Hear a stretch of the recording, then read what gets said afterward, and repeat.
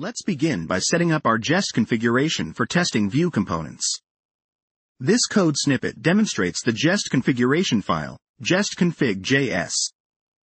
Here, we use the @Vue CLI plugin unit Jest preset, which is tailored for Vue applications.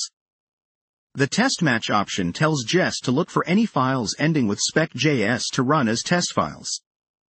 Now, let's look at our example Vue component.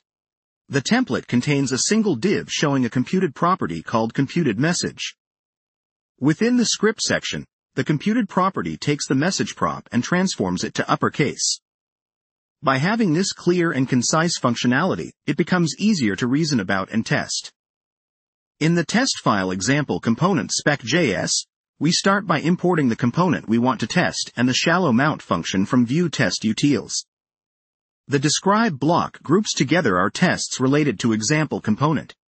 Inside, we have a test case that mounts the component with the message prop set to hello. We assert that the rendered text should be the uppercase version hello. This test verifies the computed property works correctly. When components have external dependencies, such as fetching data from a service, we often need to mock these dependencies in our tests. This Vue component, example component with dependency, has a created hook where it calls fetch data from an external dependency and stores the result locally in fetched data.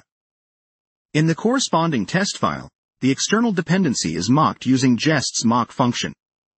This allows us to isolate our test by ensuring fetch data returns mocked data, which we control. We then mount the component and assert that the displayed text matches the mocked data, ensuring the created hook and data handling logic behave as expected. Lastly, let's look at how to run our Jest tests. To run all unit tests in the project, use the command npm run test, unit.